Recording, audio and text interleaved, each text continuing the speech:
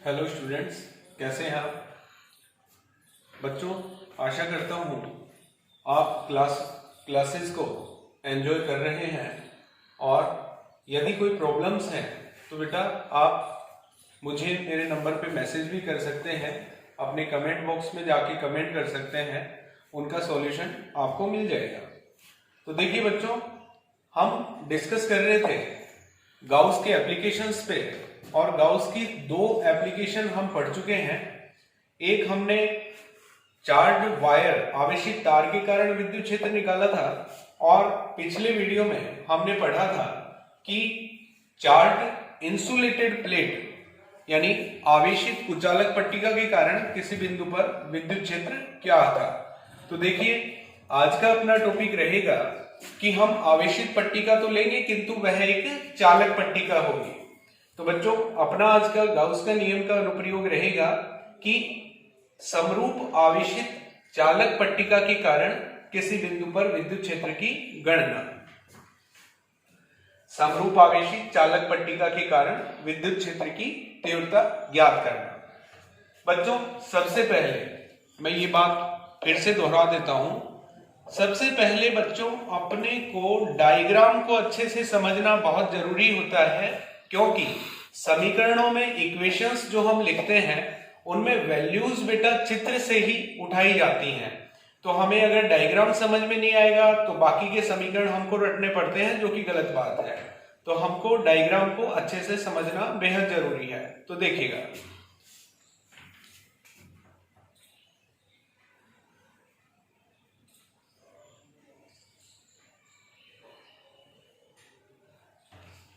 यह एक आवेशित पट्टिका हम ले रहे हैं।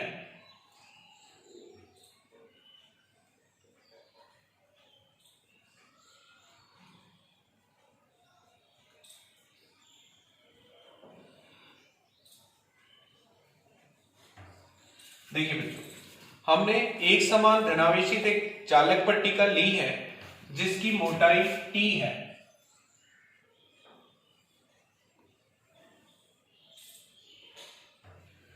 बच्चों, इसकी थिकनेस, इसकी मोटाई T है। बच्चों, एक ध्यान दीजिएगा, एक महत्वपूर्ण बिंदु यहां आता है।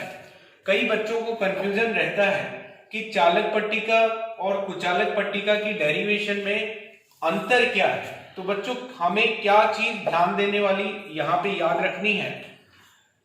हम जानते हैं आवेशों के गुणधर्मों में बच्चों, कोई चालक अगर वस्तु हमने ले रखी है तो चालक में संपूर्ण आवेश उसके बाह्य पृष्ठ पर उपस्थित हो जाता है, किंतु कुचालक में यह स्थिति नहीं पाई जाती है।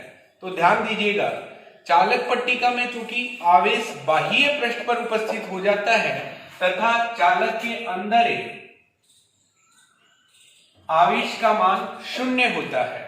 चालक की T मोटाई के अंदर आवेश का मान शून्य होने के कारण यहां विद्युत क्षेत्र भी शून्य होगा। फिर से सुनिएगा, चालक पट्टिका में उसकी T मोटाई के अंदर चालक का चूंकि संपूर्ण आवेश बाह्य पृष्ठ पर उपस्थित है तो उसकी T मोटाई के अंदर आवेश का मान शून्य होगा और आवेश का मान शून्य होने से विद्युत क्षेत्र का मान भी शून्य होगा। तो स्थिति यहां ये बनती है कि हमें गाउसियन पृष्ठ पट्टिका के एक ओर ही लेनी होगी। वो पट्टिका का ये साइड हो सकता है या इसका बैक साइड हो सकता है। इसको एक एग्जांपल की सहायता से मैं समझाने की कोशिश करता हूं। बच्चों देखिएगा, मान लीजिए ये एक चालक पट्टिका है जो T मोटाई की है। हमें गाउसियन पृष्ठ लेनी थी, किंतु यहां चालक पट्टिका की T मोटाई के अंदर आवेश का मान शून्य है, जिससे विद्युत क्षेत्र भी शून्य है। तो हम गाउसियन पृष्ठ इस पट्टिका की केवल एक और इमेजिन करेंगे, यानी काल्पनिक जो गाउसियन पृष्ठ है वो पट्टिका की केवल एक और आएगी। या हम इसे इस साइड ना लेकर हम इस साइड भी मेजर कर सकते थे। इसका रीजन कि इसकी T मोटाई के अंदर आवेश शून्य होने से विद्युत क्षेत्र भी शून्य होगा। तो देखिएगा बच्चों, गाउसियन पृष्ठ हम बनाते हैं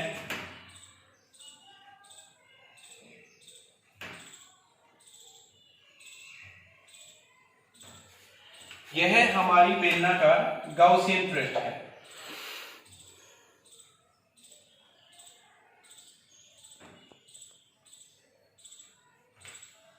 इसमें भी हम यदि प्रेक्षण बिंदु की स्थितियां लें तो बच्चों यहां पे भी इस सरफेस को हम 3 भागों में डिवाइड कर दें। यह सरफेस S1, यह सरफेस S2 और यह सरफेस S3।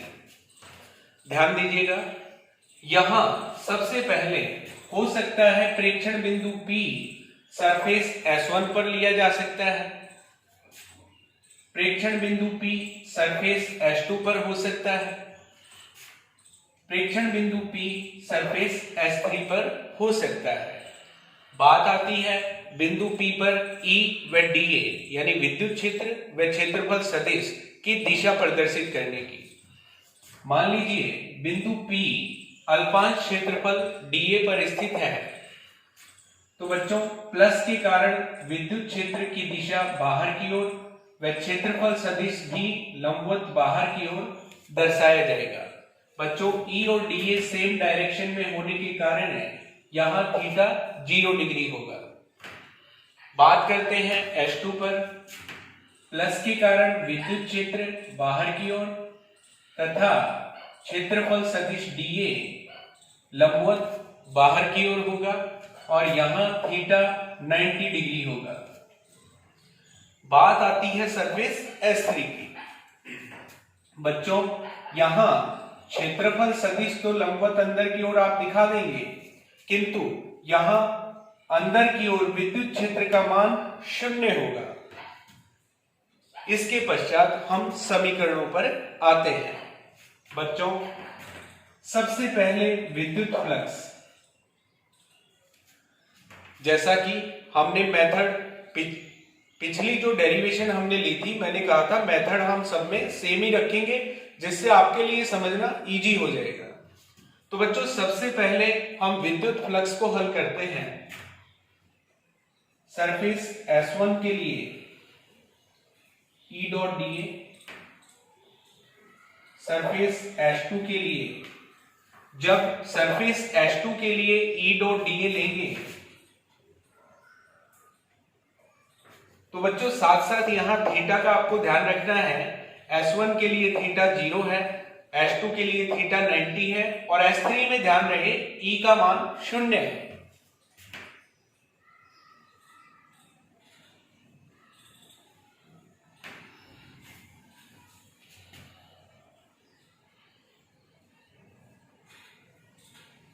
S1 में cos 0 डिग्री,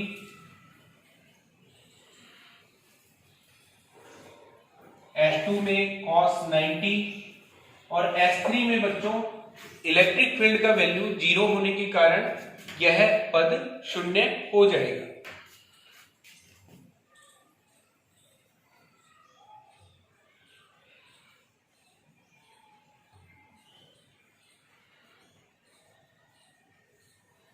तो बच्चों इस तरह हमारे पास विद्युत फ्लक्स केवल S1 पर प्राप्त होता है।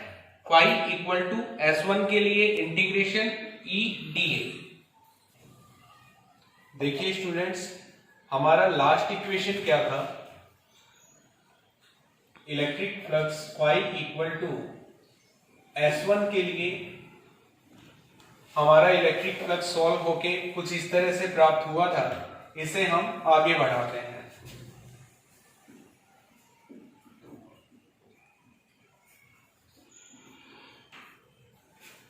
गाउसियन पृष्ठ में विद्युत क्षेत्र समरूप है, तो E कांस्टेंट होने के कारण बाहर आ जाएगा। dA का इंटीग्रेशन कर देंगे।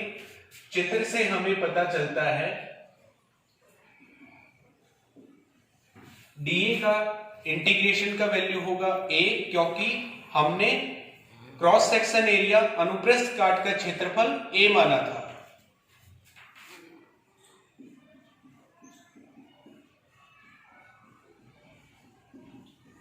यह है हमारा विद्युत फ्लक्स।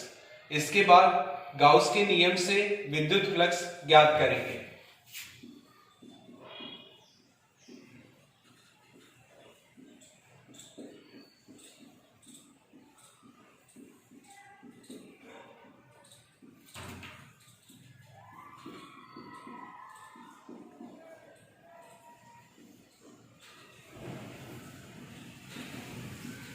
यह है गाउस के नियम से विद्युत flux Q upon epsilon not. इसके बाद हम लेते हैं बच्चों पृष्ठीय आवेश घनत्व।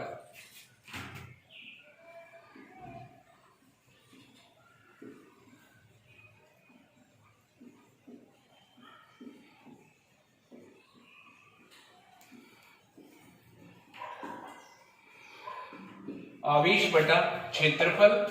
बच्चों यहां चूंकि पट्टिका के पृष्ठ पर आवेश वितरित था तो हमने पृष्ठीय आवेश घनत्व लिया। हम जानते हैं पृष्ठीय आवेश घनत्व होता है आवेश बटा क्षेत्रफल।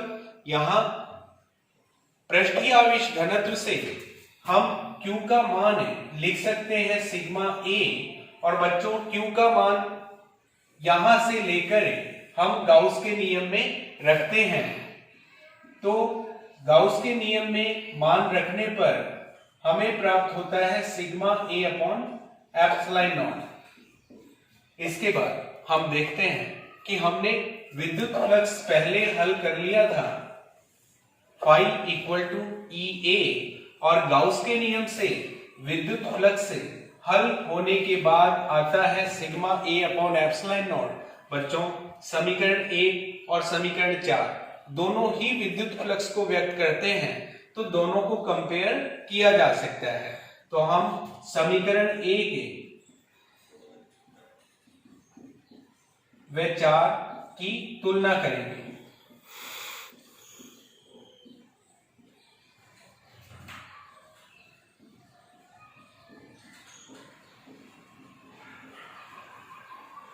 E A को कंपेयर किया जाएगा